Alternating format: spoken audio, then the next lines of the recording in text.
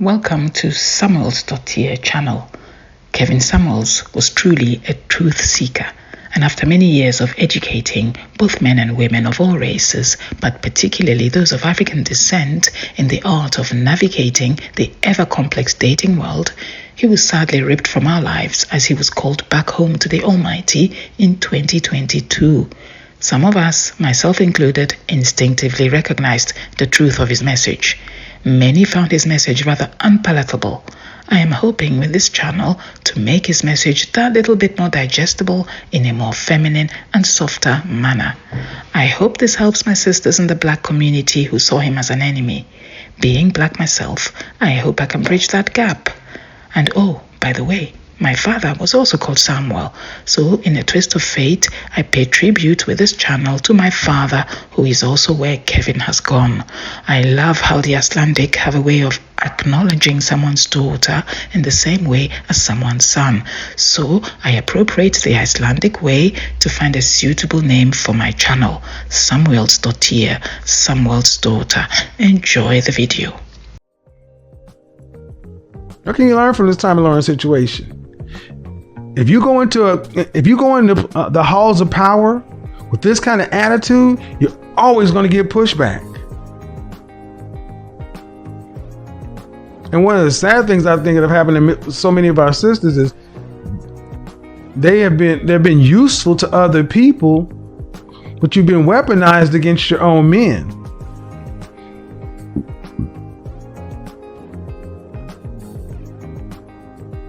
That doesn't mean in order to be, and here's the other thing, what do we need to just be barefoot and pregnant and uneducated? Come on, man, knock it off. Knock it off. That woman's education and accomplishments are not an excuse for her attitude. Remember that lady that called in the other day who was a lawyer with all the attitude? You mean to tell me you can't be a pleasant person and accomplished? It comes down to what you really think of people. And if you go into her backstory, she tells you she had a horrible long-term relationship of which she's gotten therapy for. And then after that, she came out with a new Sex and the City Girls attitude. Well, has a engagement that's broken off. Go look at her story, because right now, with all the access she has, all the visibility she has, everything that so many sisters were like, well, they got it easy over there, they got it easy over there. You got a thin white woman who's financially successful, popular, in the halls of power and all these things, and she can't get a man. Why? Danger zone! That attitude keeps you single. All right. Why do you have to get on the camera? Because I'm not going to have a bunch of trolls calling in. So, you don't have to be on YouTube, but you do need to get on the camera. Need to be able to see you. Jade, Yasmin, you're in the chat room. Your pictures are up. That's fine. Which one wants to go first? Jade or Yasmin? You can flip the camera around real quick and then flip it off. But you don't have to, but you're going to have to at least show something. All right. You don't have to be on, Jade. I see you. All right, Jade, how are you? Hello, Kevin, or Mr. Samuels, I should say. I'm fine. How are you? I'm well. What you got on the topic? What can Tomi Lahren teach Black women? Well, I definitely thought colorism was an issue before. I mean, I still think it's an issue, but... Okay, why do you think what's the issue? What did you think the issue about colorism is? Well, I think that dark skin is kind of seen more. I think that a dark skinned woman has to be a lot more feminine than a lighter skinned woman for them to be considered on the same level. And more attractive as well. Okay, and what examples have you seen of this in your personal life? Well, I'd say almost entirely all the relationships that I have seen, when the woman is darker. No. Oh, I mean, sorry. in your life, not what you've seen. Because here's the thing: women like to do this oftentimes. You like to look at things and then interpret. And inevitably, your interpretations are wrong. You don't know. So tell me about in your life where you've had to be more feminine to get the same attention or opportunities as light-skinned women. Well, I'll say that in my work experiences and also in dating experiences. In your dating experiences and your what? In work experiences. Okay. Give me an example. I personally, one example. So I worked with a Latino woman that she was fit, definitely, but she was very loud. She cursed a lot, but it was never a problem. There was an encounter that I had with an older woman that was being very aggressive towards me, and I'm going to be honest, I didn't respond in the best way. I also responded aggressively, and and I was given a lot of negative energy that this Latino woman was never given, even though she was consistently loud. Okay. This is a very vague story. Nothing specifically happened. Let me tell you what I just heard. I'm speeding down the highway. The speed limit is 65 or 70 miles an hour, right? Yeah. And I'm going 100. And a woman and somebody next to me is going 103. Cop pulls me over, gives me a ticket. Cops are unfair.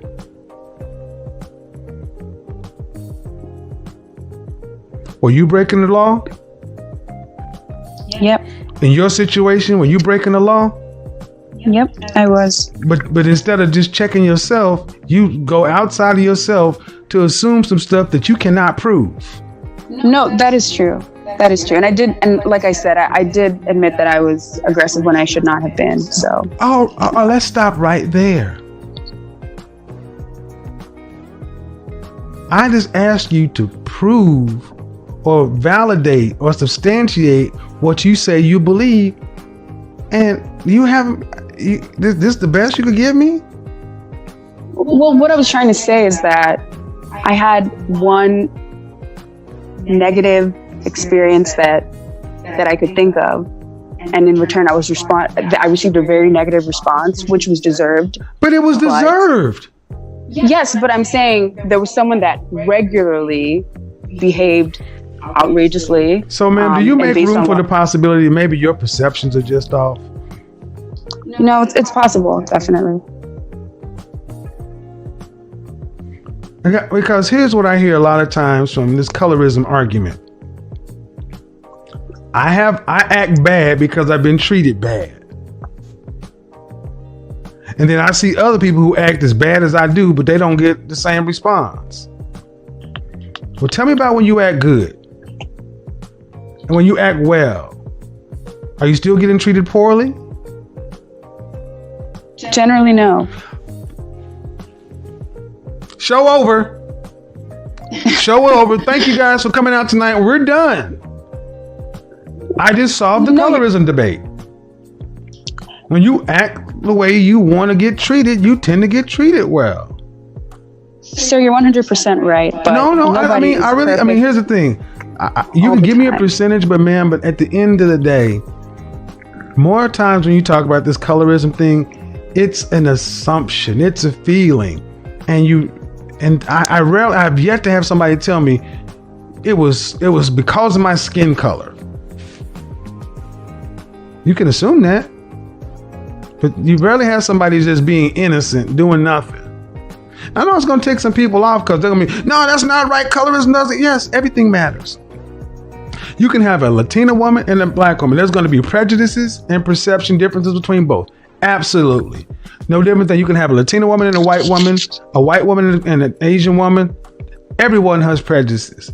But to say you get treated differently solely based on that's the determining factor, I'm still waiting for that story.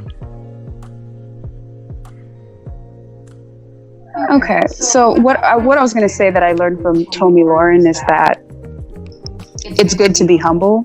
And I believe that I'm generally a pretty humble person. I can admit when I'm wrong. Like you said, like my perception about some things that may be off, but I think generally I try my best to be level-headed. I try my best to not hurt anybody. I don't want to offend anybody ever. So, okay.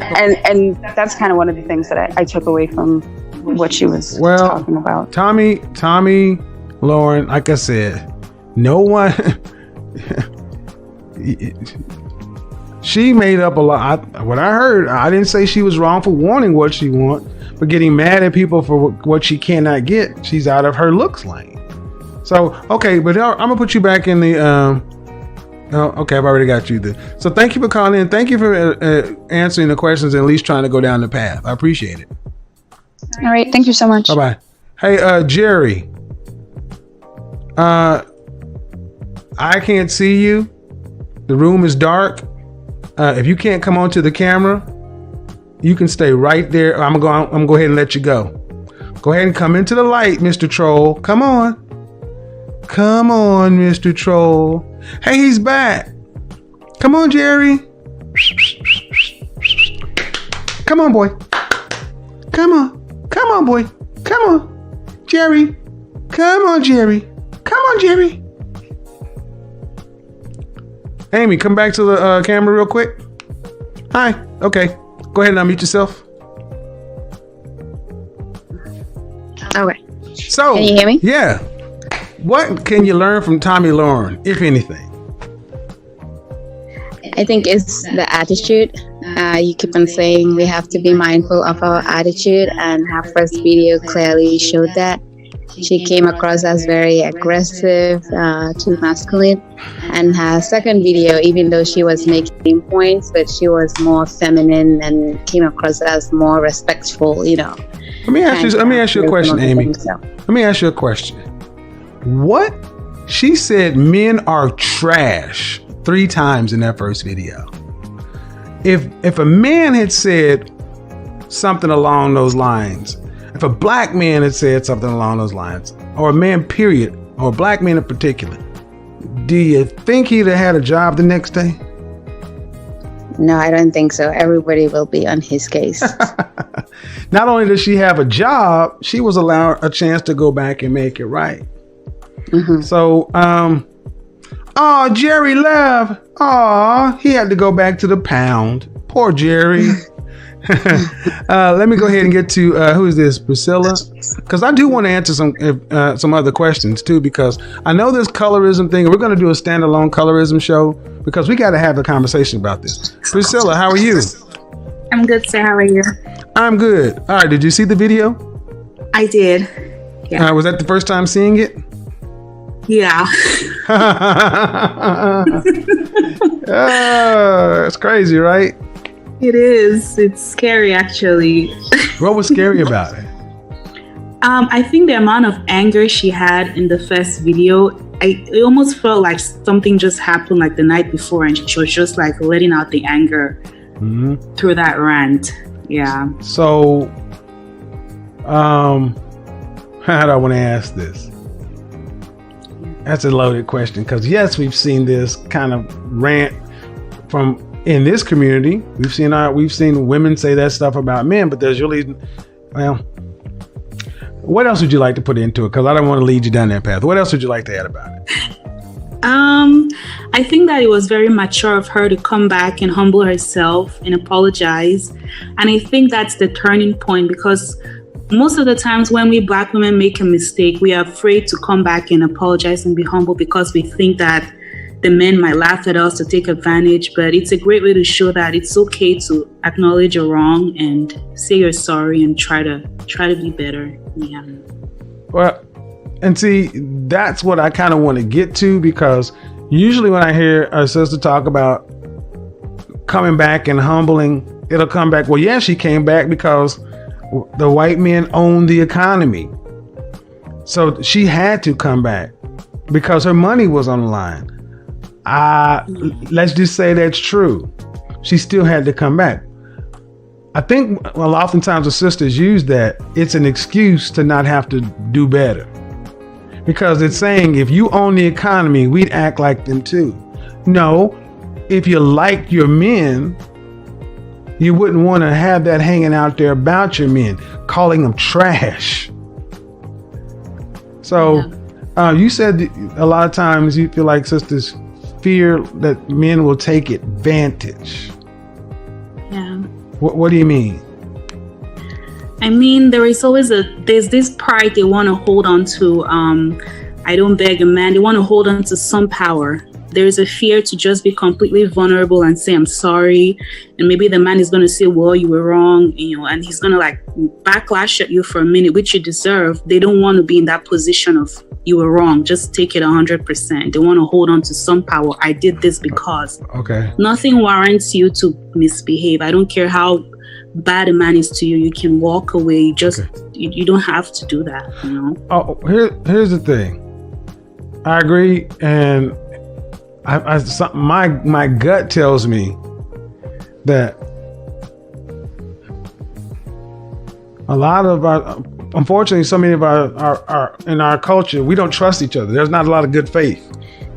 Yeah. So it's like, well, if I make a mistake, like you said, they're gonna hold this over my head. They're never gonna let me go. They're never gonna forget it, and I'll never live it down. Never not thinking that, you know what, you'll make a mistake, they'll accept the apology and you can just move on. Because there's a lot of grudge holding. So okay, good point. Let me get to Moto. What's this? I don't have a name here, so we're gonna go Moto. You gotta put your microphone on. Moto E5 play. I have when I speak to men and tell them to do this or do that, to get yourself together, to understand it's a jungle out there. If you want to be seriously dressed like a man, put on a suit, cut your hair, take off the Jordans, take off the jerseys, get out there and work 60 hours, do all that stuff. Oh, you love that. Women love that stuff. But then when you turn around and say, well, guess what? You're going to need to be cooperative and work with your man and this and that. No. Unfortunately, like it or not, Black women, you have a reputation of being difficult to deal with. And you don't change that reputation by trying to insult everybody that has the nerve to try to talk to you. Because unfortunately, when you have 80% of our children being born out of wedlock, 1 out of 4 being married, you're not winning.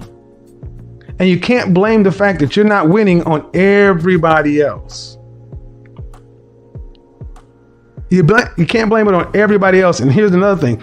Every Black man that you tried to make your enemy is not. Here's the thing. And the sad thing is it's a lot of younger women. It's a lot of younger women. And inevitably, let me see how I can say this as politically correct as possible. Inevitably, you have a group of, our culture has got to the point to where no one can tell women any truth. In the late 80s, early 90s, a book was written by one Shahrazad Ali, and it's called The Black Man's Guide to Understanding the Black Woman. And in there, she basically said that everyone has been kind of held to task or evaluated for their part in this issue that's the Black community, except the women. This was a Black woman that actually tried to write down and have a thoughtful way of dealing with it. But people seized on one passage, one sentence, and everywhere that woman went, instead of having an interview about it, you had women and you had men, so-called guys, seizing on this, and it was like blood sport. This was before the internet. This was before things were very recorded. So a lot of this stuff isn't. You can go on YouTube right now and see it. But what you notice is in a lot of those audiences, you had men standing up saying, "Thank you for writing that book. thank you, because for the first time, somebody's finally said, you know what? It ain't all your issue, brother. And it's hard dealing with this woman over here, dealing with that over there. And that happened, but they effectively shouted her down. And after that point, for 30 plus years, it's just been allowed to get to this point. And the relationships between men and women have gotten further and further and further away. My generation, Generation X, gave birth to millennial single mothers, boys raised without dads. And then you get this group, Zennials.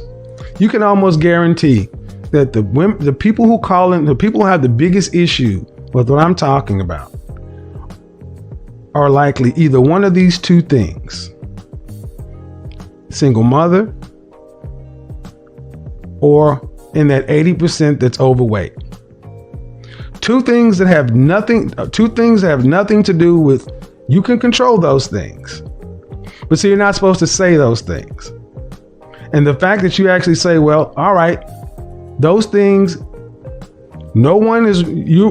you're not responsible for your situations, but you are responsible for doing something. It's not your fault, but it is your responsibility. Whatever situation you're in, you got to do something about it. And unfortunately, we have a situation that a lot of black women don't want to hear nothing from nobody. You're supposed to accept everything you do. No one can say nothing. The only people you like is the one that are telling you you're a king, you're this, you're that.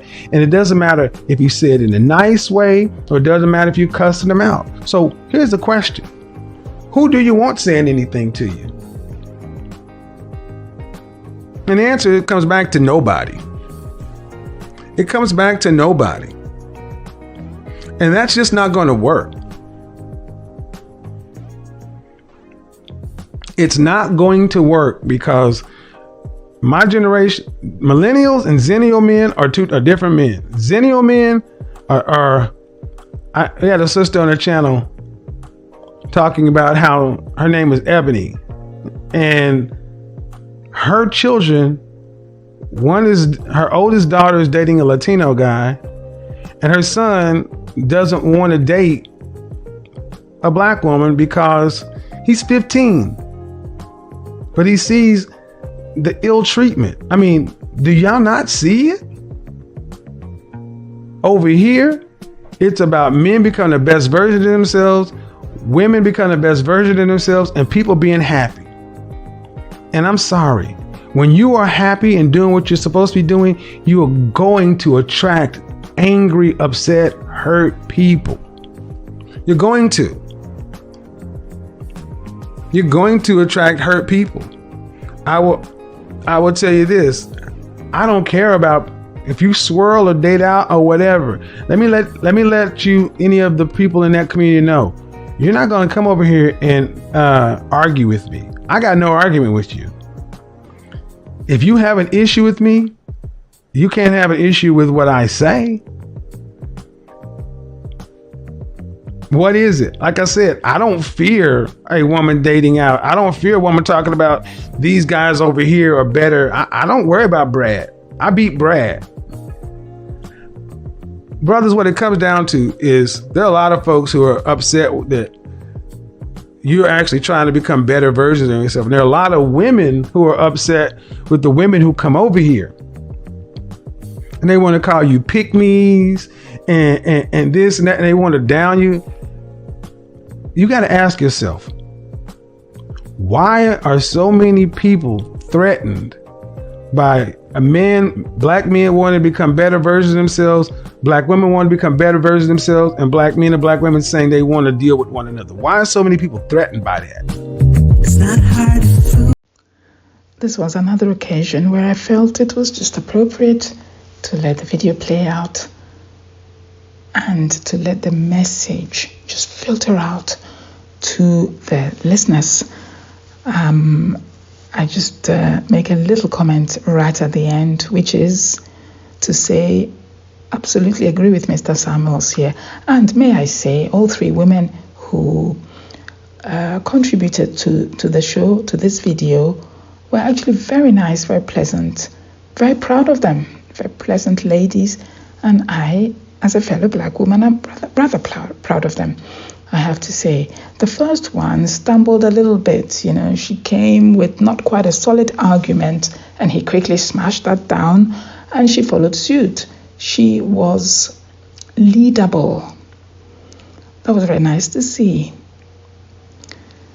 She recognized that she hadn't come with a strong argument, and she followed suit along the lines of his argument, which is, it ain't your color, it's your attitude. The second lady, very nice lady. The third one made an important point, which is, yes, it's sometimes difficult to come back and apologize for something if you perceive the other party to be waiting, to be waylaying you for a kind of a revenge after your apology. That's quite a recognizable predicament to be in, but it's not a true and credible argument not to do the right thing, right? I understand what you were saying, and she was just giving that out as a possible defense of people who Mr. Samuels perceives not to be like Tomi Lahren, people like black women who do not apologize when they do something heinous. So I think she was just stating that as an argument. I don't think she was saying that that's the right way to do things. She was just saying, well, some people, in defense of black women, I suppose she was trying to say, they may feel that black men will come back at them in a harsher way, and that puts them off apologizing. Fair enough.